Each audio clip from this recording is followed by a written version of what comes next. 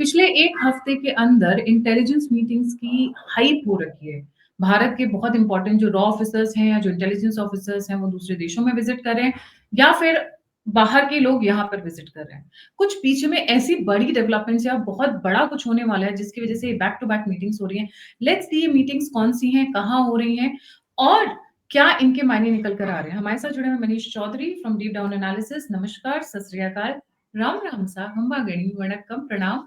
आप सभी का ऑल्टरनेट मीडिया में फिर से स्वागत है। Manish, let's get started. These are very interesting times. ये जो back to back meetings, this is not normal, this is doesn't happen off and on. और ये सारी ओपन सोर्स में अवेलेबल है। इट्स जस्ट दैट कि बिहार का इलेक्शन और बहुत सारी और भी चीजें आज तो जो युवा नेता हैं उन्होंने ट्विटर पे धमाल मचा रखा है। अब वो कितने वोट में कन्वर्ट होंगे वो अलग बात है, बट यस, ट्विटर को टेक ओवर तो आज युवा नेता ने ही कर रखा है। तो इंटेलिजेंस की ये मीटिंग कहीं न कहीं परछाई में चली गई है, दब गई है। Manish, a very warm welcome on the show. Let's get started. जी। Thank you Gayatri ji. और जैसे आपने कहा कि इंटेलिजेंस की जो मीटिंग होती है वो जनरली परछाइयों में ही रहती है, और वो हम लोग जनरली या हमारे जैसे जो कुछ चैनल्स हैं उस चीज़ को बाहर निकालते हैं, डिकोड करते हैं।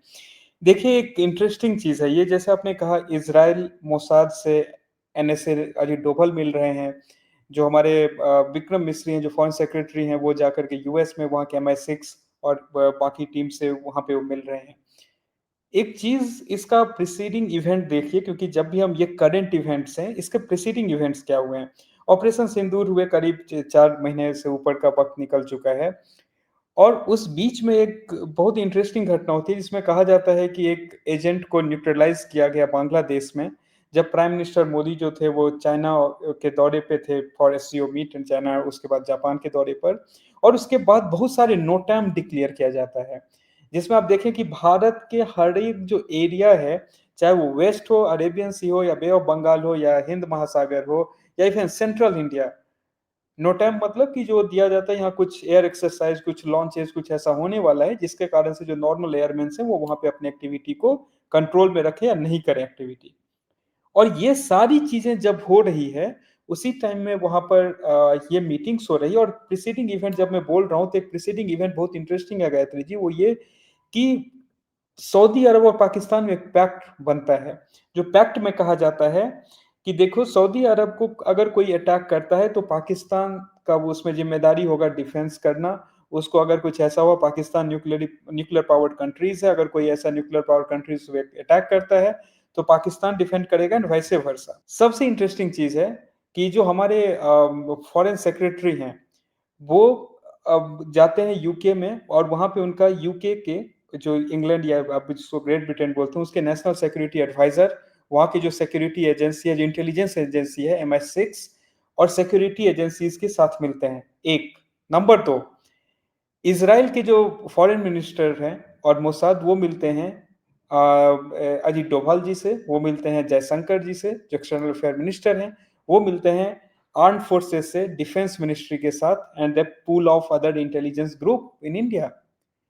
अब देखिए, ये दो इवेंट पैरेलली हो रहा है, और एक पैरेलली हो रहा है, और इंपॉर्टेंस इसमें देखिए कि जो जब इजराइल के फॉरेन मिनिस्टर यहाँ पे हैं, वहां पे फॉरेन सेक्रेटरी जो है वो यूके में जा करके एक और मीटिंग कर रहे हैं वहां के national security adviser, security agencies like intelligence agencies like MI6। अब इसमें समझने वाली बात यह है कि जब आप ऐसे पैरेलल मीटिंग्स करते हैं, जब आप टीम को डिवाइड करते हैं, टीम को अलग अलग जगह पे भेजते हैं, क्या कोई ऐसी प्लानिंग है जो कि बहुत तेजी में जिसको एग्जीक्यूट करना है, जिसको बहुत तेजी में काइंड ऑफ रियलाइज करना है? क्या वो प्लानिंग चल रही है ऑलरेडी? क्या कोऑपरेशन जिसमें जो भी एक दूसरे के साथ तालमेल बैठाना था वो बैठ चुका है, सो दैट जयशंकर अजीत डोभाल एक जगह पे काम कर रहे हैं और विक्रम मिश्री जो कि फॉरेन सेक्रेटरी हैं वो अलग जगह पे काम कर रहे हैं? अगर इस घटनाक्रम को देखें इस टाइम पे, ये एक बहुत इंटरेस्टिंग इसका प्रील्यूड सेट ऑफ इवेंट्स है। जो इससे पहले जो इवेंट्स हुए हैं, भारत नोटम डिक्लेयर करता है ऑल ओवर द प्लेस, चाहे वो अरेबियन सी हो, बे ऑफ बंगाल हो, सेंट्रल इंडिया हो, सारी जगह पे इंडियन ओशन हो। और उससे पहले कुछ घटनाएं होती हैं जो सबका नजर उस पर पड़ता है। वो घटना में से एक था कि बांग्लादेश में एक एजेंट का न्यूट्रलाइज होना, जो जिस पे ये कहा गया कि हो सकता है एजेंट कोई ऐसा असैसिनेशन का वो सुपारी लेकर के हुआ, अगर मैं सिंपल शब्द में बोलूं, या फिर एससीओ में जो प्राइम मिनिस्टर थे वहां पे कुछ ऐसा अटैक करने का प्लान था। और दूसरा कि क्या पाकिस्तान, जो कि ना सिर्फ भारत के लिए बल्कि वो इज़राइल और बहुत सारे ऐसे देश हैं उसके लिए काइंड ऑफ नासूर बन के निकल रहा है, उसके ऊपर कोई बड़ा एक्शन वहाँ पे लिया जा सकता है। मैं इसलिए बोल रहा हूँ गायत्री जी क्योंकि देखिए इज़राइल का सबसे बड़ा जो प्रॉब्लम रहा है, भारत की प्रॉब्लम के बारे में हम सब जानते हैं पाकिस्तान से, लेकिन इज़राइल का इश्यू रहा है कि इज़राइल का चाहे वो ईरान हो या मिडल ईस्ट के बहुत सारे कंट्रीज़ से वो अलग-अलग टाइम पे कॉन्फ्लिक्ट में रहा है बिकॉज़ ऑफ मल्टीपल रीज़न्स। वहाँ पे पाकिस्तान एक वहाँ पे पाकिस्तान एक ऐसे डील में जाता है कि अगर सऊदी अरब या इन सारे देशों को कहीं कुछ पर्टिकुलरली सऊदी अरब को कुछ अगर कोई मिलिट्री अटैक होता है तो it will be Pakistan's responsibility to defend them. जब ये रिस्पांसिबिलिटी पाकिस्तान ले रहा है इसका मतलब इनडायरेक्ट थ्रेट जो है वो इज़राइल तक भी पहुँच रही है। और वहाँ पे एक और नया फैक्टर और नया प्लेयर इमर्ज होकर के आ रहा है वो है अफ़गानिस्तान। अब इसमें आप क्वेश्चन आएगा क्या अफ़गानिस्तान जो कि खुद एक तालिबान कट्टर इस्लामिक विचारधारा के साथ एक देश निकला है, क्या वो उसको इज़राइल फ़ेवर में लेकर के या उसको इज़राइल फ़ेवर करेगा या वैसे वर्सा? यहाँ पे एक अलग नेक्स्ट क्वेश्चन या नेक्स्ट एक लाइन आता है गायत्री जी कि दुश्मन का दुश्मन को आप दोस्त बहुत बार बनाते हैं फॉर सर्टेन रीजंस। यहाँ पे देखिए कि अफ़गानिस्तान एक ऐसा जगह बन के निकल रहा है जिसमें भारत भी इनडायरेक्टली इंटरेस्टेड है इन टर्म्स ऑफ चाहे वहाँ का डेवलपमेंट हो या जो भी इंटरेस्ट हो और इज़राइल भी उसको एक ऐसा एक प्लेयर लेकर के चल सकता है कि कभी अगर ईरान में कहीं कुछ ईरान को कंट्रोल करना हो, Israel can also look at Afghanistan क्योंकि अफ़गानिस्तान का बाउंड्री जो है वो ईरान के साथ भी है, पाकिस्तान के साथ भी है। तो वहाँ वो एक ऐसा एक कॉमन हॉटस्पॉट निकल के आ रहा है जो भारत, ईरान और बहुत सारे देश का इंटरेस्ट है क्योंकि काइंड ऑफ वो एक जगह है जो इवन दो कट्टर इस्लामिक विचारधारा से निकला हुआ है लेकिन वो एक ऐसा पॉइंट बन के निकल सकते हैं जो सबके लिए कुछ ना कुछ उनके हित को वो साध सकता है। अब यहाँ पे देखिए एक नया गेम है गायत्री जी कि जब ऑपरेशन सिंदूर के दौरान इतने सारे हम लोग बहुत सारे डिस्कशंस किए कि देखो इतने जेट्स आए, इतने को हमने गिराया, इतने को उसने गिराया, बहुत सारे क्लेम हुए, भारत ने इतने सारे मिसाइल्स गिराए। एक इसमें बहुत इंपॉर्टेंट फैक्टर आता है कि भारत जब इतने सारे मिसाइल्स गिराए, एक चीज़ भारत का बहुत ज़्यादा हाइलाइट हुआ अक्रॉस द वर्ल्ड कि जो अटैक जिस स्केल का अटैक इज़राइल पे होता है, भारत पे उसके मल्टीपल लेवल के स्केल का अटैक पाकिस्तान किया था, yet none of the missiles जो है वो भारत के किसी मेनलैंड में आकर के गिरा। उसको पहले ही न्यूट्रलाइज़ किया कर दिया गया, वो न्यूट्रलाइज़ करने के बाद वो खाली एरिया में कहीं पे गिरा है।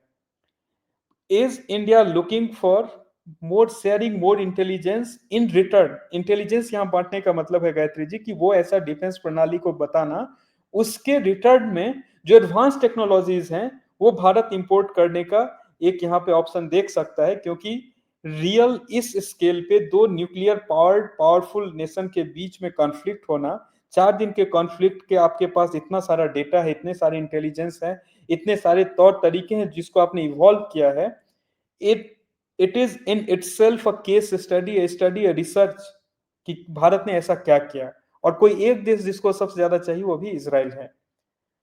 तो इज़राइल यहाँ पर और भारत और इज़राइल जब ये साझा ये डिस्कशंस कर रहे हैं, उसमें सिर्फ़ इसको इतना पर ही आप नहीं रोक सकते। यहाँ पे बहुत सारे ऐसे ऑपरेशंस भी होंगे, जो देखने में पता चलेगा कभी कहीं अननोन गनमैन ने किसी को उड़ा दिया, कभी कुछ और एक्टिविटीज़ हुई। तो भारत जो है ऑन ग्राउंड इंटेलिजेंस ऑपरेशन को यहाँ पे रैंप अप भी करने वाला है। इट वोंट बी जस्ट कि हम हर एक बार सीधा ब्रह्मोस दाग रहे हैं वहाँ पे। बहुत सारे ऐसे न्यूट्रलाइजेशंस जो होंगे वो ऑन ग्राउंड ऑपरेशंस होंगे and nobody is better than Mossad in that कि अगर आपको वहां पे इंटेलिजेंस चाहिए उसके एग्जीक्यूशंस चाहिए। लेकिन इसके साथ फिर एक और क्वेश्चन आता है कि जब ये सारा चीज यहाँ हो रहा था तो विक्रम मिस्री जो है वो MI6 से उसी दिन क्यों मिल रहे थे, वो बाद में क्यों नहीं मिल रहे थे? इसमें गायत्री जी यहाँ पे दो चीज बहुत इंपॉर्टेंट है और ये जब ये घटनाएं हो रही है इसमें अब देखिए पैरेलली में एक यूएस में और इवेंट होता है वहां पे ममदानी जो है वो वहाँ के मेयर बनते हैं और at the same point of time UK एक और प्रॉब्लम से स्ट्रगल कर रहा है जो यूएस अभी देखने वाला है जिस प्रॉब्लम को उसको यूके उस प्रॉब्लम से स्ट्रगल कर रहा है जहाँ पे radicalisation of UK is faster than any other country in the world. और जब ये प्रॉब्लम वहां पर हो रहा है जी गायत्री जी। मुझे ऐसा लगता है it's not around UK radical thing because that is the internal problem. उसमें हमारे यहाँ के बिल्कुल बिल्कुल, बहुत वो ज़्यादा उसके उनके अंदर का प्रॉब्लम नहीं है। हाँ, hmm, it doesn't add up, Pakistan से निकल कर जाता है वो। वो जो प्रॉब्लम आप बोल रहे हैं रेडिकलिज़्म वाली, उसके उसके जो जड़ें हैं वो पाकिस्तान के अंदर ही है। बिल्कुल, बिल्कुल। सो वहाँ पे अगर आप देखिए तो जो प्रॉब्लम क्योंकि अब होता कि भारत आतंकवाद आज से 40 साल से भारत इस वर्ड को बोल रहा था, लेकिन पूरा दुनिया इंक्लूडिंग अमेरिका तब तक सीरियसली नहीं लिया जब तक उस पे 9/11 का घटना नहीं हुआ। उसके बाद से उन्होंने बोलना चालू किया and they became the biggest country with biggest investment to fight terrorism. यहाँ पर ये जो अभी वहाँ पे जो मैं बात कर रहा हूँ जो MI6 और इनके साथ इंटेलिजेंस है, यहाँ पे जो प्रॉब्लम्स इंटरनली वो देख रहे हैं गिवन कि नाउ दे आल्सो रियलाइज कि दिस इज अ प्रॉब्लम।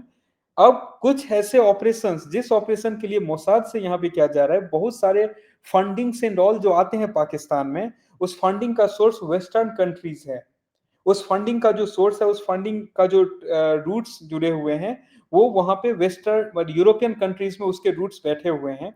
और उसके साथ साथ बहुत सारे जो इनके जो थॉट लीडर्स हैं, जो कि आपको दिखेंगे या बहुत सारे ऐसे जनरल्स पाकिस्तानी आर्मी में जो ISI के साथ एंटी इंडिया एक्टिविटीज में शामिल थे, वो अंत में जाकर के यूरोप में कहीं ना कहीं बैठे हुए हैं, जिसमें उनका UK जो है एक फेवरेट लोकेशंस में से आता है।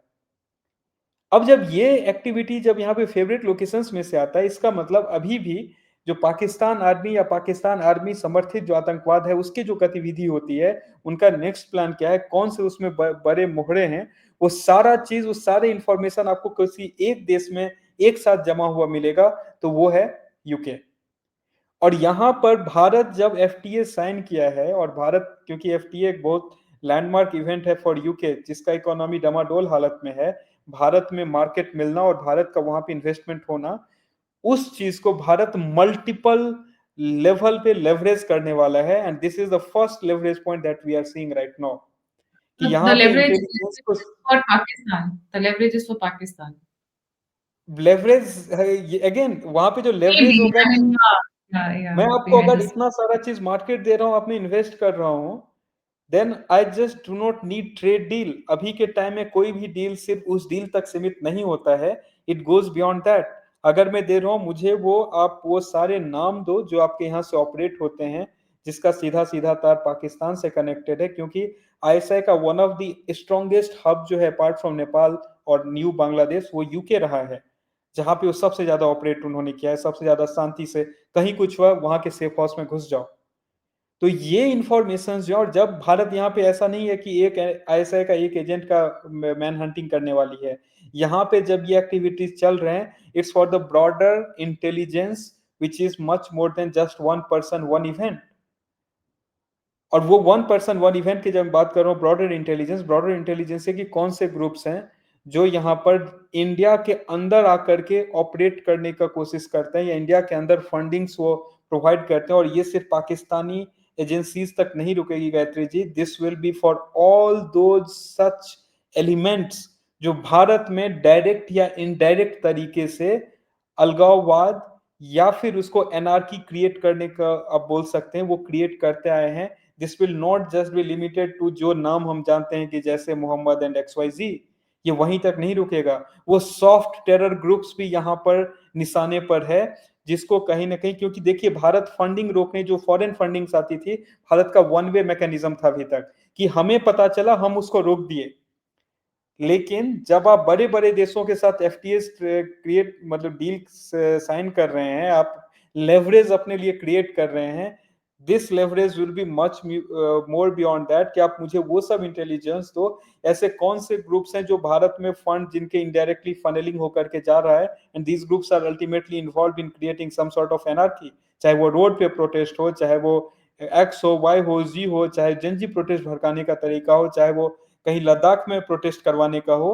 तो ये सारे लेवल पे, so no India's intelligence won't be focused कि पाकिस्तान समर्थित आतंकवादी, पाकिस्तान समर्थित आतंकवादी गतिविधि, वो डेफिनेटली हमारे लिए नंबर वन प्रायोरिटी में आता है।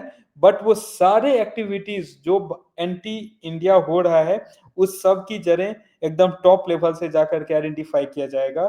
सो दिस मीटिंग जो पैरेलली हो रहा है, बड़े एक्शंस देखने को मिलेंगे, क्योंकि कुछ और इवेंट्स पैरेलल में हुए जो मैंने बताया, पूरे भारत में, भारत के ईस्ट वेस्ट नॉर्थ साउथ सारी जगह नोटैम चल रहा है। और एक ऑपरेशन जो रिसेंटली हुआ था, वो ऑपरेशन पॉज़ है, बंद नहीं हुआ है, किस फॉर्म में रिज़्यूम होगा, कौन से इंटेलिजेंस के ऊपर रिज़्यूम होगा, कितने एजेंसीज़ को उसमें सिंक में लेकर के वो रिज़्यूम किया जाएगा। All this is for everybody to speculate including us, but ये सारी इवेंट्स जो कि काइंड ऑफ परछाई में होकर के निकल जाती है, वो हमारे सामने हो रही है। We have to look, observe and make educated guesses. जी, गायत्री जी। काफ़ी इंटरेस्टिंग है। डेफ़िनेटली अगर हम जाते हैं यूके की साइड पे एंड वहाँ पे मीटिंग हो रही है तो अ, पाकिस्तान के अलावा और क्या मीटिंग हो सकती है?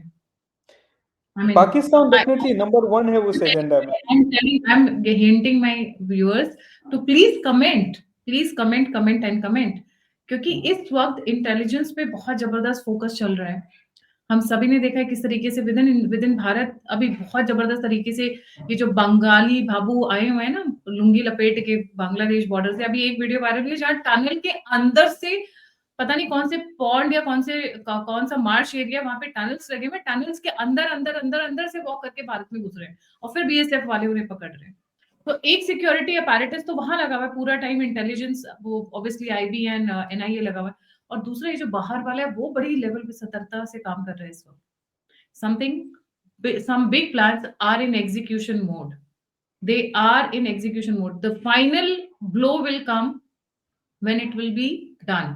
और वो क्या है वो मैं आई थिंक आप सभी को पता है। इस अब जाते जाते आज जो राजीव जी के साथ मैंने वीडियो किया प्लीज वो देखना नहीं भूलिएगा। चिकन नेक नहीं रह गया है, बहुत बड़ा हो चुका है। एक खुशखबरी मैं उस वाले में भी सुना चुकी हूँ, पर राजीव जी का वीडियो देखना नहीं भूलिएगा। उसके अंदर उन्होंने बड़ी तसल्ली से डिटेल से समझाया है। So please don't forget to watch that. सभी व्यूअर्स से रिक्वेस्ट है, please don't forget to like subscribe and share the alternate media. अगर आपको हमारा काम पसंद आता है, मेरी डेडिकेशन पसंद आती है, एनालिसिस और प्रेजेंटेशन पसंद आता है, तो please come forward and donate support and contribute to the alternate media. Number और यूपीआई स्क्रीन के ऊपर है। आप फीडबैक देना चाहते हैं, मुझसे जुड़ना चाहते हैं, तो सभी के सभी लिंक्स डिस्क्रिप्शन बॉक्स में। इसी के साथ जय हिंद, जय श्री राम, हर हर Mahadev. Manish, we are waiting for Ajit Doval ji का लेटेस्ट अपडेट, बट इजराइल के साथ जो आया है वो बताएंगे नहीं। जो मोसाड के साथ उनका जो लेटेस्ट मीटिंग हुई हुई है वो सिर्फ पीएमओ वो तक ही सिर्फ रहेगी। एक्शन में बाहर दिखेगा गायत्री जी, क्योंकि आप जनरली देखिए कभी भी कुछ भी जो बड़े इंटेलिजेंस एक्टिविटीज होते हैं तो इंटेलिजेंस लाया जाता है, देन वो क्लासिफाई होकर के एक्शनेबल है तो एक्शन दिखेगा। एक्शन कब दिखेगा? जैसे ऑपरेशन सिंदूर में अप्रैल में हुआ एंड एवरीबॉडी वाज डेस्परेट कि अरे इतना दिन बीत गया, 15 दिन हो गए, 10 दिन हो गए, हुआ क्यों नहीं? तो वो जब एक्शन को उसको कंसोलिडेट करके सही टाइम, सही उसको मौका, सब कुछ जब सही बैठता है तब वो एक्शन होगा और वो दिखेगा। एंड जिस लेवल पे इसको ऑर्गेनाइज किया जा रहा है, जिस लेवल पे इसको कोऑर्डिनेट किया जा रहा है, इसमें कोऑपरेशन को लाया जा रहा है, इम्पैक्ट भी उसी मैग्नीट्यूड का होगा। जी, बिल्कुल। Thank you so much. जय हिंद, वंदे मातरम।